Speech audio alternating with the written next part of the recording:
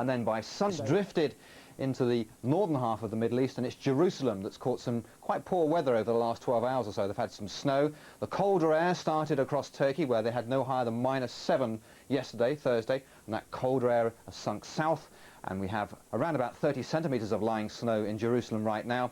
It's been the worst snowstorm they've seen in 50 years. The forecast for this part of the Mediterranean and into the Middle East is a little bit more unsettled through today, but a ridge of high pressure will follow on behind. But I think the nighttime temperatures will remain rather low, and a frost, I think, both tonight, tomorrow night, and it won't be until Sunday night before it starts to warm up. Warmer air also moving into these more central parts of Europe, and the reason for that, well, milder air is moving in off the Atlantic and travelling a long way east as we move through the next few nights. Now, along with that milder air comes strong winds, areas of low pressure really taking charge now. A deep area of low pressure develops across the north of Scotland, and that's going to bring some more problems with those very strong winds. In fact, we could have severe gales to the north of the Highland region of Scotland and up into the Northern Isles, and that really is our warning. Those winds will be strong everywhere in general. They will bring some slightly milder air through, but the larger arrows will be across Scotland and Northern Ireland. And as I mentioned, these winds will be strengthened, I think, especially around about lunchtime tomorrow, where we'll see the strongest winds with severe gales possible.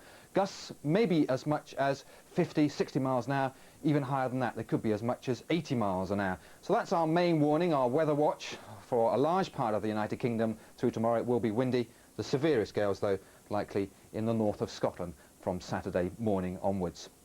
Now then, we also have some cloud and some rain moving through. That's some heavier bursts of rain combined with those strong winds, making driving conditions rather tricky. It all sinking its way steadily southwards. A brief interlude to slightly drier air, but it's going to be very short-lived. Another band of rain hard on the heels of the first one into Northern Ireland and the western side of Scotland as we move into the end of the afternoon. Everywhere seeing little bits and pieces of rain, but that heavy rain moving swiftly back across us. Temperatures this afternoon, 7 to 10 degrees. Overnight tonight, a mild night in general, much milder than we've seen of late.